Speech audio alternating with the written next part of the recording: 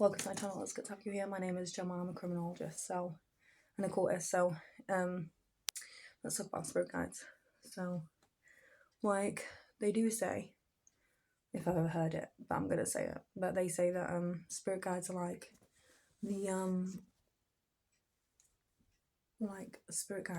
basically they're basically people who come into our lives or spirits to help us. Now, one of the things that they do say about them is that if they're negative, you're negative.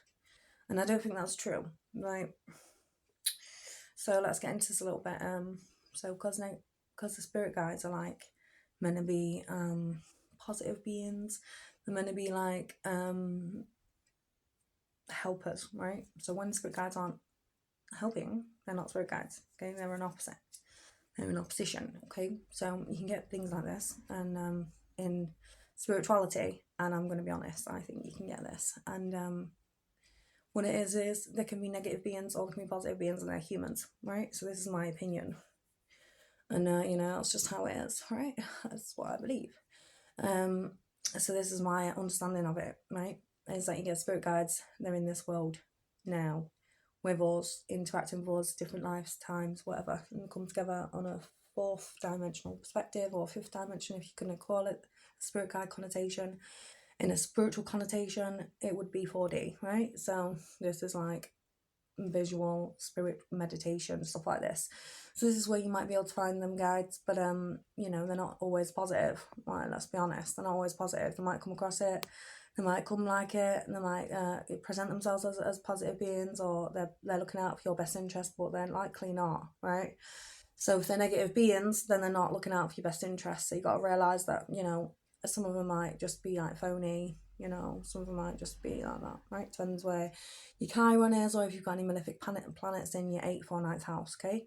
So this is kind of like how you can set your stage understanding what type of spirit guides you're going to have, if you're going to have any, if it's even real as well. Because if you're in 3D, then it's not really real. It's not going to be a real connotation to you, okay? Yeah, that's how it is. So I don't necessarily agree with it, because there are aspects to it that aren't positive. So you might end up with negative spirit guides, that like maybe, there might even be an alien connotation to it. We can go there. So spirit guides can be like an alien sort of terrestrial understanding. And if they're negative beings, then they're negative beings, okay? They're not going to help you, right? There's a little bit on spirit guides, and if you want to trust the spirit guide, and if it is a spirit guide, does it have your best intentions? Is the spirit guide a gatekeeper, or is it an unlocking, an understanding, or a gift for you, right?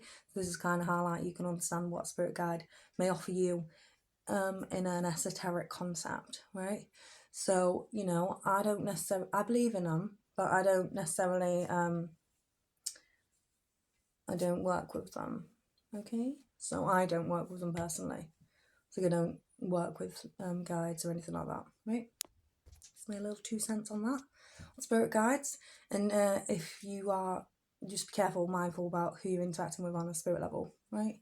So don't just like go in arms open, like, oh yeah, they're saving me, because they might not be, right?